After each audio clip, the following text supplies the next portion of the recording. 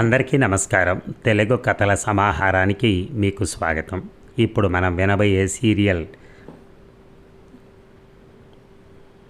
అనురాగ జలది 6వ భాగం. రచన యామిని సరస్వతి గారు. మరి 6వ భాగంలోకి వెళ్దామా? ఇంగ్లీష్ లెసన్ జరుగుతోంది. జ్యోతి చెబుతూ ఉన్న పాఠాన్ని ఆలకిస్తున్నాయే కానీ ఆ చెవులు మనసు మాత్రం శ్రీకర్ గురించి ఆలోచిస్తోంది. వాసవి మాటలే ప్రతిధ్వనిస్తున్నాయి.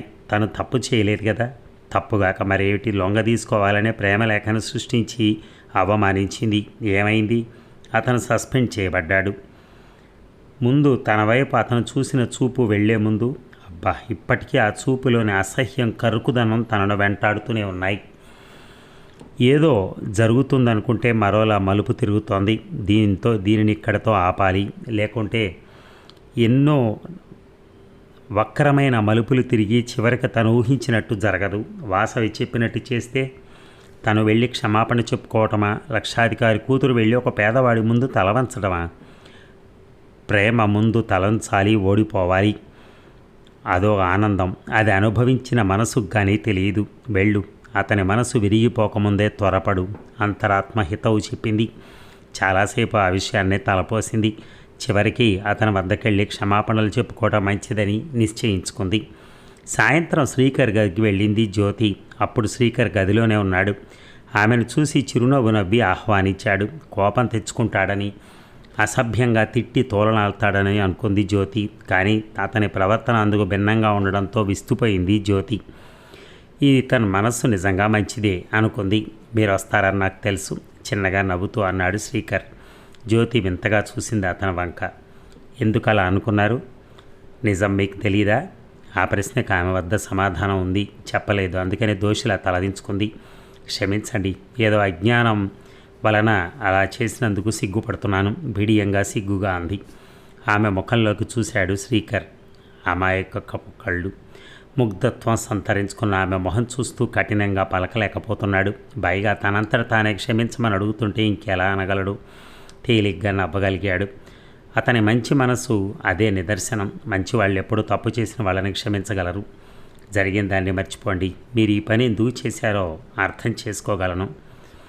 అదురుతున్న గుండెలను అదుపులో పెట్టుకుంటూ ఏమర్థం చేసుకున్నారు అంది. నాతో స్నేహం పెంచుకోవాలని మీరు అలా చేశారు, అవునా? తల ఊపింది జ్యోతి. తన మనసులోని భావాలను గ్రహించి మృదువుగా మాట్లాడుతున్నందుకు ఆమెకు చాలా ఆనందంగా ఉంది. గుండెల మీద బరువు దిగిపోయినట్టుగా ఫీల్ అయింది. కృతజ్ఞత నిండిన చూపులతో అతని కళ్ళలోకి చూసింది. అతని ముఖంలో కోపం లేదు. చూపుల్లో చల్లదనం, మాటల్లో నెమ్మదితనం ఆమెను అమితంగా ఆకర్షించాయి. కొద్దిసేపటికి కోపతాపాలు మరిచిపోయి మంచి స్నేహితుల్లా కలిసిపోయారు. సదా మీ స్నేహం కావాలనుకుంటున్నాను, నాకు ఆ వరాన్ని ప్రసాదించగలరా? అర్థింపుగా అడిగింది జ్యోతి. లక్షాధికారి అహంభావి అయిన జ్యోతి అలా జాలిగా అడిగేసరికి శ్రీకర్ హృదయం కొన్ని క్షణాలు గర్వంతో పొంగింది. మీకు ఇష్టమైతే నాకేం అభ్యంతరం లేదు, కానీ ఒక్క షరతు. నా అభిమానాన్ని, వ్యక్తిత్వాన్ని దెబ్బతీసే మాటలు కానీ సంఘటనలు కానీ జరిగితే నేను ఓర్చుకోలేను. అలాగే ఇంకెప్పుడు మీ మనసును నొప్పించకుండా ప్రవర్తిస్తాను, నమ్మకంగా అంది. ఇలా అయితే రేపు మీ ఇంటికి టీకి వస్తాను, నవ్వాడు శ్రీకర్. జ్యోతి ముఖం విప్పారింది. కళ్ళు కొత్త వెలుగుల్ని నింపుకున్నాయి.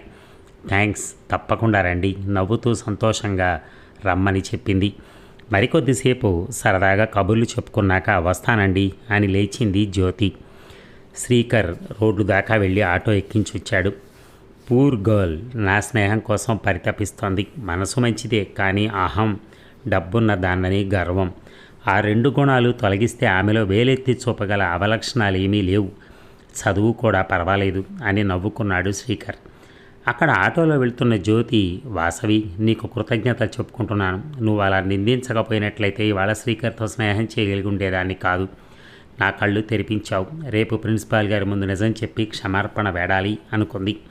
ఇప్పుడు ఆమెకి ఎంతో రిలీఫ్గా, తేలిగ్గా, ఉత్సాహంగా ఉంది. మధురోహలతో పులకించిపోతోంది.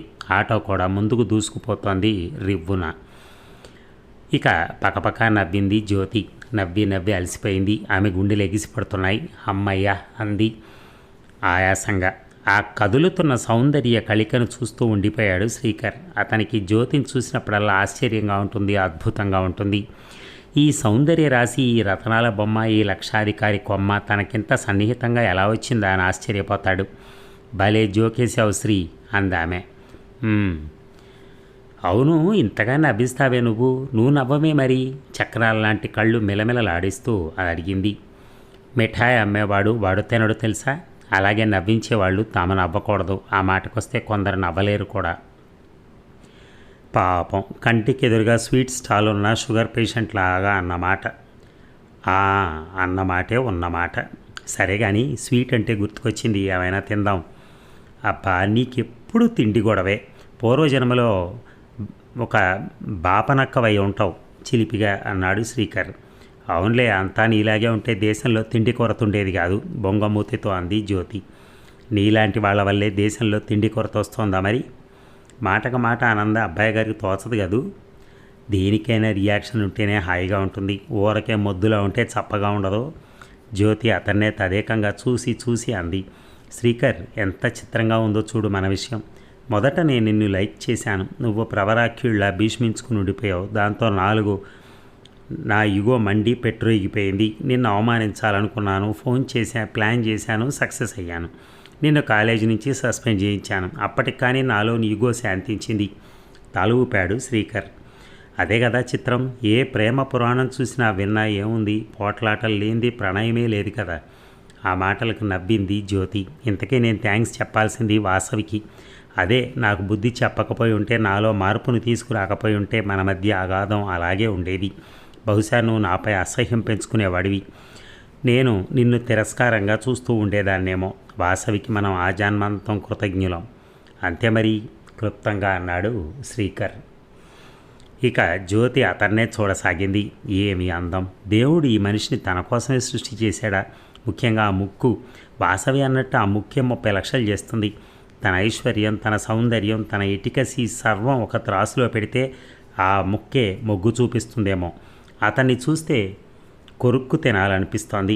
ఆ ఊహ రాగానే పక్కన నవ్వేసింది జ్యోతి. ఏం నవ్వుతున్నావు? విచ్చుకుంటున్న గులాబీ మొగ్గల్లాంటి పెదాలని చూస్తూ చిరుదరహాసంతో అడిగాడు శ్రీకర్. కుంకుమ పువ్వు లాంటి అతని పెదాలనే చూస్తూ ఉండిపోయింది జ్యోతి జవాబు చెప్పకుండా. జ్యోతి, మరి వెళ్దామా? ఏ, నాకు ట్యూషన్కి టైం అవుతోంది. నీకు ట్యూషనా? అవును. ఎవరి దగ్గర? నేను వస్తాను. ఆ మాస్టర్ నీకు ట్యూషన్ చెప్తూ ఉంటే నేను నిన్ను చూస్తూ కూర్చుంటాను. ఖర్చైనా ఆనందంగా ఉంటుంది. నెలకి 50 ఖర్చైనా రోజు 1 గంట చూడొచ్చుగా. నిన్ను సినిమాకి వెళ్ళి 3 గంటలు కూర్చుని అందమైన అభిమానమైన హీరోను చూడటంలాగా. ఇది అంతే. ఆమె పిచ్చి పిచ్చి ఊహలకి పక్కపక్క నవ్వాడు. నవ్వుతావే? ముఖం చిట్లించి అడిగింది. నీ ప్రశ్నకు లేకపోతే నేను చెప్పేది సరిగా వినకుండానే అదే ధోరణిగా మాట్లాడుకుంటూ పోవటమేనా? నేను ట్యూషన్కి వెళ్ళే అంత ధనవంతున్నా, తిండి జరగటమే అంతంత మాత్రం. ఆ స్కాలర్షిప్ లేకపోతే పుస్తకాలు గుడ్డలు కూడా యాచించాల్సి వచ్చేది జ్యోతి. నేను 10th క్లాస్ అబ్బాయిలకి ట్యూషన్ చెప్తున్నాను. 4 కుర్రాళ్ళు వస్తారు, తలా 25 ఇస్తారు. అది నా ఫుడ్ అంతే, వివరంగా చెప్పాడు Srikar. I'm very sorry, don't mistake me, దీనంగా అంది. పోన్లే, వెళ్దాం మరి. అయినా జ్యోతి కదలలేదు. ఆమె మనసులో ఏదో ఊహలు మెదులుతున్నాయి. కొద్దిసేపు ఆగి అంది మృదువుగా. శ్రీ, నేను ఎలాగో నీ అంత ఇంటెలిజెంట్ని కాను. అసలు డబ్బుకి చదువులకి లంకె కుదరదులే అంటుంది మా నాయనమ్మ. నాకు చదువుకోవటానికే టైం దొరకదు శ్రీ. ఉదయం నిద్ర లేచేసరికి 8 అవుతుందా, తర్వాత బ్రేక్ఫాస్ట్, మార్నింగ్ కాల్స్, బాత్ అది అయ్యేసరికి 9. అప్పుడు టాయిలెట్ మొదలెడితే ఫినిష్ చేసి మెట్లు దిగేసరికి 9:40. కారు రెడీగా మెట్ల వద్దే ఉంటుంది. అంతే, కాలేజీకి వచ్చేస్తానా? అమాయకంగా చెప్తూ ఉంటే చెవులు రెక్కబెట్టుకుని విన్నట్టుగా నవ్వుతూ వింటున్నాడు శ్రీకర్. ఇక సాయంకాలం ఇంటికి వస్తానా? కాలేజీలో చదువుకున్నా విని వినపడినట్టుగా కూర్చోవాలిగా. అంచేత బాగా అలసిపోతాను. ఇంటికి వచ్చి స్నానం చేసి ఇదో ఇలా ఎవరితోనో ఒకరితో బాతకాని వేసుకుని కూర్చుంటే బాగా చీకటి పడుతుంది. తర్వాత 1 గంట అరగంట టేపు వినేసరికి డిన్నర్ రెడీ. అది అయ్యేసరికి 9 కొడుతుంది. రెప్పల మీదకి నిద్ర. సిన్సియర్గా సిన్సియర్ అయినా సరే డ్యూటీ క్లర్క్ ఉంటాడు కదా, ఆయనలాగా వచ్చేస్తుంది నిద్ర. ఇక చదివేది ఎప్పుడు చెప్పు? నవ్వేశాడు శ్రీకర్ జవాబు ఇవ్వకుండా. నవ్వుతావే? ఏం చేయని చెప్పు జ్యోతి. అసలు నీకు చదువెందుకు చెప్పు? మై గాడ్, ఎంత మాట అన్నావు. చదువుకోకపోతే ఎలా? డిగ్రీ రాకపోతే మనలే, కనీసం కాలేజీకైనా వెళ్ళొస్తూ ఉండొద్దు. చదువు ఆపేస్తే మా నాయనమ్మ పోరు పెట్టినట్టుగా పెళ్లి చేసేస్తారు అంతే. పోనీ పెళ్లి చేసుకోరాదు. పెళ్ళా? ట్రాష్! అప్పుడే ఆ బందిఖానా వద్దు బాబోయ్. ఏం శ్రీకర్, నేను ఇలా హాయిగా ఉంటాను, నీకు ఇష్టం లేదా? అదెందుకులే, ఇంతకీ నీ చదువు విషయంలో ఏమిటో చెప్పు. ముందు అది చెప్పు నువ్వు. ఏమిటి? నేను సుఖంగా ఉండద్దా? జ్యోతి, వెనకటి సంగతి ఏమో కానీ ఇప్పుడు మాత్రం నువ్వు సుఖంగా సంతోషంగా హాయిగా తొళ్ళుతూ ఉండాలని కోరుకునే వారిలో మాత్రం నన్ను మించిన వారు ఉండరు. ఆఖరికి మీ డాడీ మమ్మీ అయినా సరే నాలాగా కోరుకోరేమో. మరి తరువాయి భాగం మనం రేపు విందాం. ఇక థ్యాంక్ యూ.